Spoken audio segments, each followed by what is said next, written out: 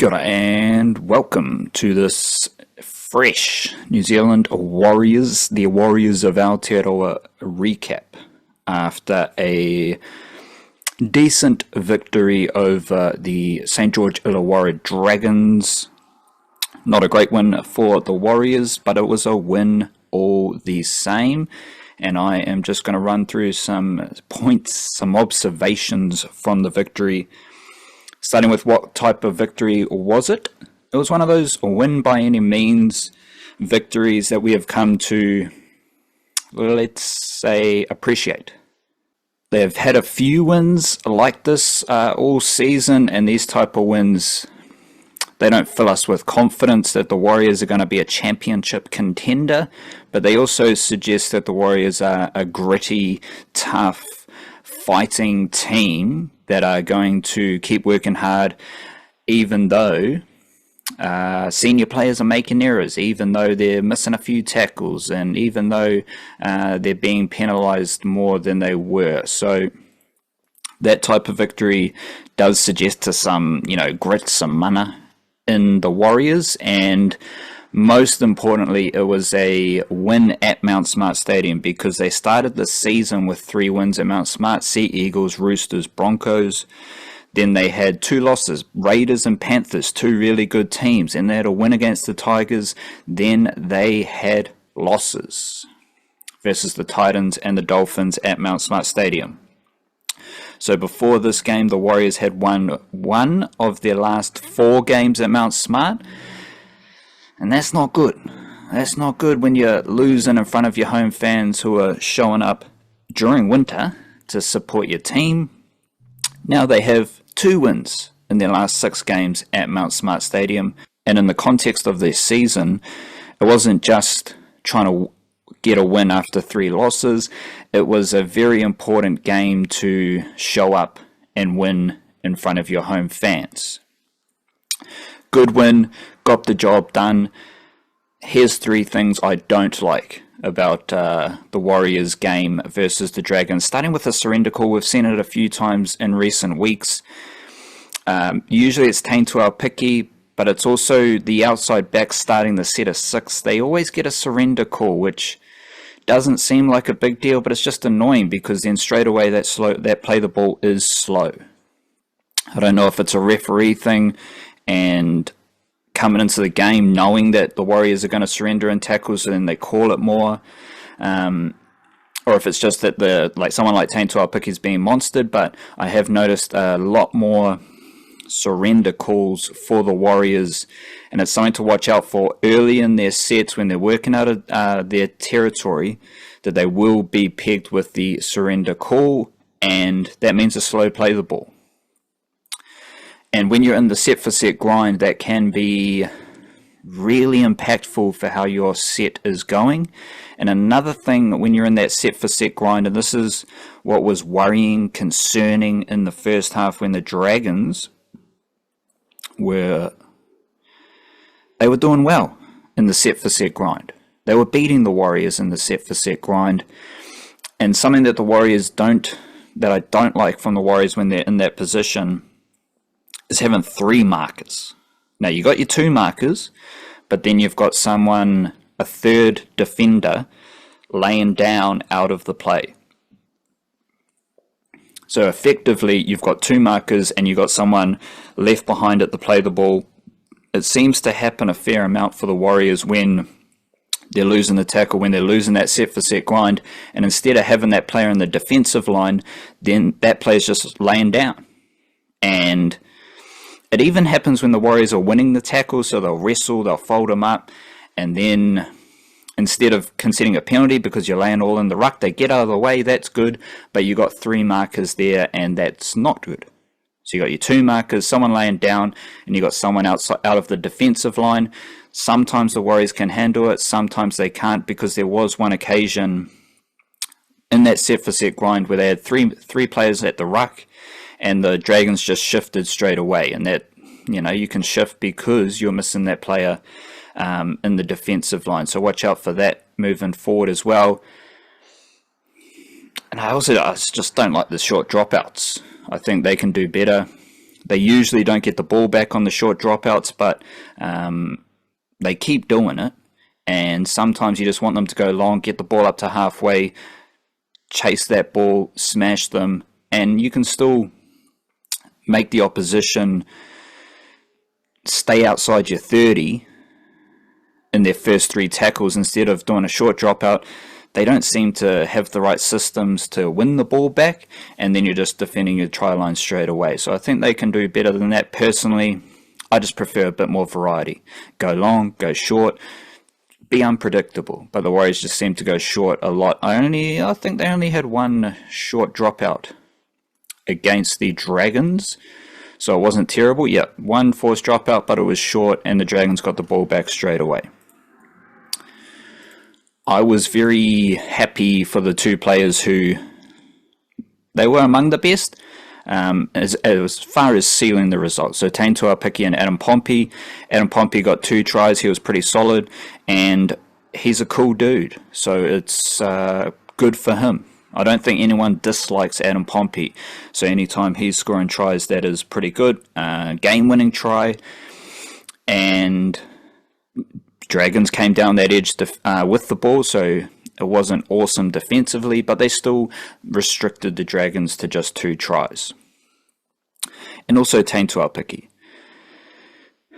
It's a tough battle for him as the fullback, because he's always going to, well, not always, but he's usually going to lose those runs. Mentioned the surrender call before, but he's a lively chap. He's a tough bugger, keeps showing up, keeps getting up, keeps running the ball, looking for opportunities. Other teams, their kick chase is really good against Tane Tuapiki, so it's hard for him to find space, but he keeps running. He keeps running, and then, well, not and then, but the first try for Pompey came from a little bit of craft from Tane Tuapiki, always playing on the right edge as the fullback. And then the game-winning try, he was at dummy half. He was at dummy half with the 2 halves, Chanel Harris-Tavita and Chanel Harris-Tavita and Tana Boyd. They were out on the open side, left of the ruck. They probably wanted the ball. Tane Tuapiki said, "Nah, Bo, I'm going," and he went and he got the ball to Pompey to score the try. So I really like that from Tane Tuapiki, stepping up in a big moment to make sure the Warriors won that game, and he was, working hard with that without the footy as well. And with Tane Tuapiki at fullback, we've got Shans and Nickel Clockstar playing left centre.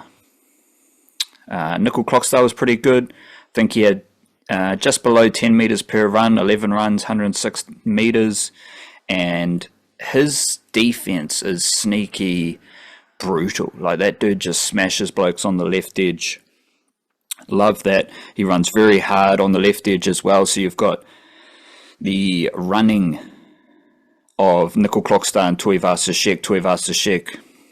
Him and Aaron Clark were kind of the best players for me, just off the top of my head.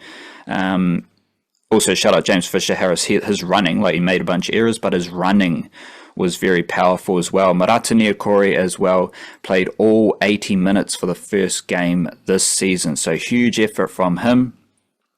But there was Roger Tuivasa-Sheck was amazing.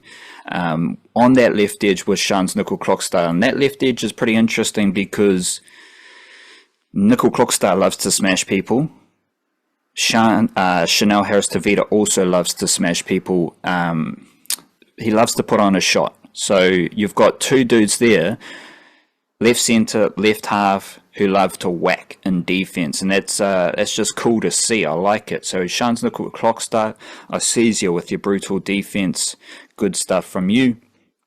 And another little detail on that left edge was Eddie Iramia playing left edge for Leka Halasima. So Leka Halasima played the first 48 minutes, and then Eddie Iramia, I thought I saw him doing some middle mahi, but he came on as a direct swap with Leka Halasima, and he played 32 minutes. So we've seen Eddie Iramia on debut play through the middle.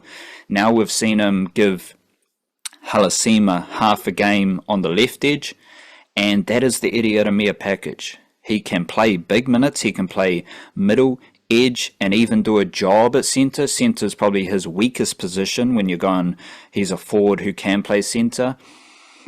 But this is what Eddie Ieremia has done in New South Wales Cup. This year especially, he's playing 80 minutes. And he's been playing edge forward for most of the season. Before that, he's started a few games at prop, and he does have experience at centre. So it